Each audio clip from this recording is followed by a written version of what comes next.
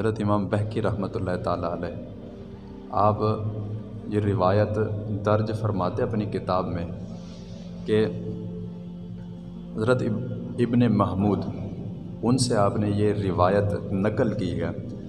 آپ لکھتے ہیں کہ میں ایک دفعہ ابن محمود رحمۃ اللہ تعالیٰ علیہ آپ ایک دفعہ حضور پاک علیہ الصلاۃ والسلام کی آل حضرت عبداللہ بن عباس رضی اللہ تعالیٰ عنہ آپ کے پاس بیٹھے ہوئے تھے، تو دو دوست آئے، ساتھ اپنے میت بھی لے کے آئے ہوئے تھے، اور انہوں نے سارا معاملہ سنایا کہ حضرت ہم حج کی غرض سے، حج کی نیت سے گھر سے نکلے تھے اور راستے میں ہمارے دوست کا انتقال ہو گیا، تو ہم نے اس کو ادھر دفن کرنا چاہا، تو جب ہم نے قبر کھودی تو قبر کے اندر کالا محیب سانپ جو ہے وہ بیٹھا ہوا تھا۔ قبر ہم نے کھودی، اندر کالا سانپ انتظار کر رہا تھا، ہم نے اس کو بند کر دیا۔ پھر دوسری جگہ کھودی، وہاں پر بھی یہی تھا۔ الغرض کہ ہم نے متعدد قبریں بنائی، لیکن کوئی بھی ایسی جگہ نہ پائی ہم نے جہاں پر وہ سانپ نہ ہو، تو ہم پریشان ہو گئے۔ تو ہم یہاں پر آپ کے پاس آئے ہیں، آپ آل رسول ہیں، آپ ہمیں بتائیے کہ اب ہم اس کے ساتھ کیا کریں، ہماری رہنمائی کیجیے۔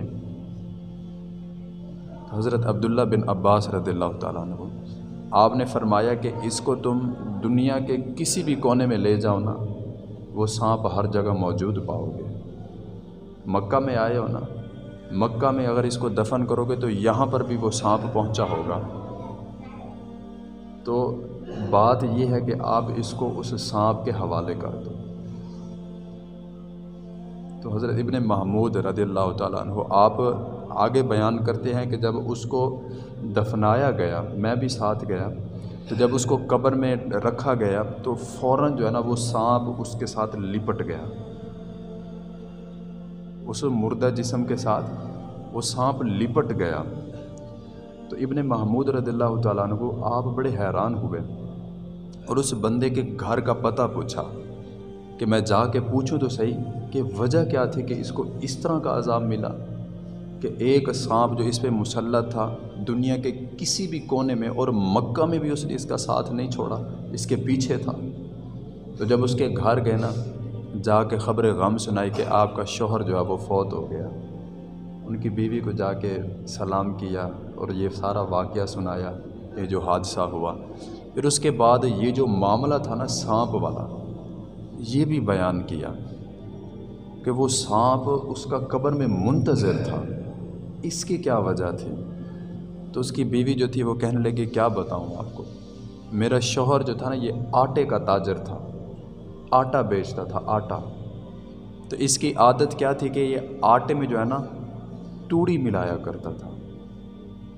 میں اس کو بڑا روکتی تھی کہ حضرت انسان سے اس طرح کی وہ نہ کر، دھوکہ دہی نہ کر، لیکن یہ رکتا نہیں تھا، یہ باز نہیں آتا تھا، یہ آٹے میں توڑی مکس کر کے بیچا کرتا تھا۔ تو حضرت ایک آٹے میں توڑی مکس کرنے والے کو اتنا بڑا عذاب مل رہا ہے، تو حضرت آج کا مسلمان اپنی گریبان میں جھانک کے دیکھے، کیا ہم کوئی بھی چیز خالص بیچ رہے ہیں؟ کیا ہماری کوئی بھی چیز ٹیسٹ کروائی جائے وہ خالص نکلتی ہے؟ حضرت جس دکان کو، جس کاروبار کو بڑھانے کے لیے تو حلال حرام کی تمیز کیے بغیر کمائی جا رہا ہے، اکٹھے کیا جا رہا ہے، ادھر بیٹھے بیٹھے تجھے موت آ جائے تو کیا کرے گا؟ وہ پیسہ کس کام کا ہے جو جہنم کا تجھے ایندھن بنا دے، جو قبر میں تیرے لیے عذاب کا باعث بنے؟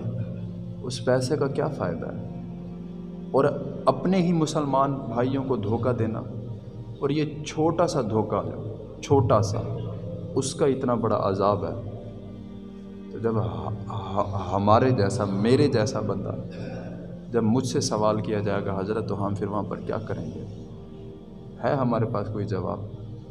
حضرت جی آج ہم بادامی باغ کا کوئی ایسے جو ہمارے سامنے کھڑا ہو جائے حضرت، تو ہم اس کو حساب نہیں دے سکتے، ٹانگیں کانپ جاتی ہیں ہماری کہ ہم اس کے سامنے کیا بولیں، ہم اس کو کیا حساب دیں، ہم اپنے جرم کا کیسے اقرار کریں؟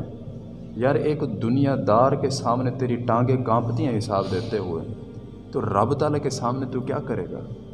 ادھر تو کیسے حساب دے گا؟ کیسے اپنے معاملات درست کرے گا وہاں پہ یار؟ حضرت آج وقت ہے، آج اللہ تعالیٰ نے مہلت دے رکھی ہے۔ یہ دنیا جو ہے یہ رب تعالیٰ کو منانے کا ایک موقع ہے۔ جس نے حاصل کر لیا وہ دونوں جہانوں میں سرخرو ہو گیا، اور جو مجھ جیسا بدبخت رہ گیا وہ جہنم کا ایندھن بن گیا۔ ارے جی سانس کا تو کوئی نہیں پتا، ہر بندہ غفلت میں سویا ہوا ہے، کسی کو یاد ہی نہیں ہے کہ ہم نے رب تعالیٰ کی بارگاہ میں جانا ہے، کسی کو پتہ ہی نہیں ہے کہ دن میں 5 وقت رب تعالیٰ آواز دیتا ہے۔ آج ہم دنیا کی ہر کامیابی کو حاصل کرنے کے لیے بھاگتے ہیں، اور لوگ ہمیں طرح طرح کے لالچ دے دے کر کے جی یہ کام کرو گے تو کامیابی ملے گی، یہ کام کرو گے کامیابی ملے گی، ہم دنیا داروں کے جھوٹے بہکاوے میں آ کر ادھر دوڑتے ہیں۔ اور جو رب تعالیٰ کے گھر سے آواز آتی ہے کہ حیا علی الفلاح، آؤ کامیابی کی طرف، ادھر تو دھوکہ ہی کوئی نہیں ہے، ادھر تو ہر بات سچ پہ مبنی ہے، تو ادھر نہیں آتے ہم، دنیا کے پیچھے بھاگ رہے ہیں، دنیا کے دھوکے میں آئے ہوئے ہیں ہم۔ تو حضرت ایک نہ ایک دن ہماری یہ جوانی کا سورج ڈوب جائے گا، ایک نہ ایک دن ہماری زندگی کا دیا بھی بجھ جائے گا۔ تو صاحب آج وقت ہے، اپنے معاملات درست کریں اور نماز کی پابندی لازمی کریں۔